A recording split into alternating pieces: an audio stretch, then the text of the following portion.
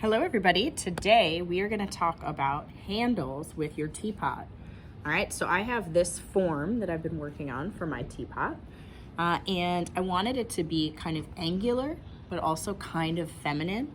And so it kind of references human, but it's also got some kind of curves going through it.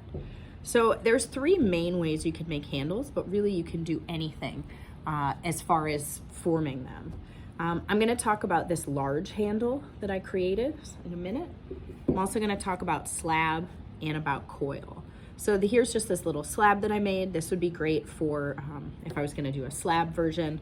If I wanted to do coil, remember I can take my clay and just kind of roll it on the table to create that coil. Now, if it starts to deform, you can always kind of shape it like this and then go back to the coiling once again. Now, when it comes to size and shape of your handle, typically where it touches your form, you want it to be a little thicker just to give it good support. And typically you want the handle to be bigger than you'd think. So making sure it's, a 1/4 inch, an inch thick at least to support a big form, because it doesn't just need to support the form, but also since it's a teapot, it needs to support the form with tea inside of it.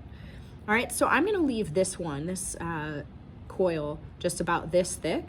If you want it to look a little thinner, you can always kind of paddle it down a little bit. And for my slab, this is fresh slab. I left it a little bit thicker as well.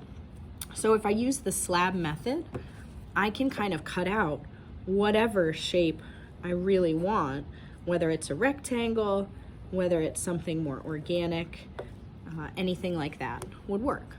Okay.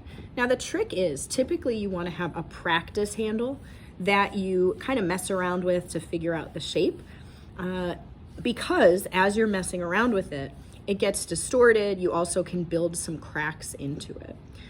The other thing you can do to really protect and make sure it's a strong coil is what I'm doing here, which is taking water and on both sides really smoothing the piece of clay.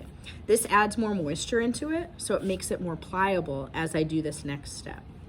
All right, so as I'm planning where it's gonna go, I wanna think about it in relation to the shape that I have, right? I want it to be a functional handle, so my hand has to fit into it, but I also want it to be like well attached.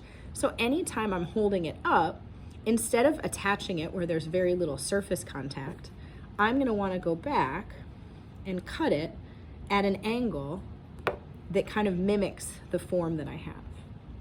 Now, my teapot is leather hard. This handle is plastic. If I attach it when it's too soft, this clay will now shrink to catch up with the leather hard clay, but since this one already did shrink, it will crack somewhere along. So typically when you get to this point, you like where your handle is gonna go. You mark where you'd attach it. So I'll mark those places. I'll carefully take my piece down and I'll lay it down in the position I want in front of the fan or store it overnight, okay? Same thing if I were doing this kind of slab handle. I would figure out where it goes. I would get my angles and positions correct, and then I would let it get harder on its side in that position, okay? The one that I had been working on already with this crazy negative space. So this was a coil, but then I flattened it.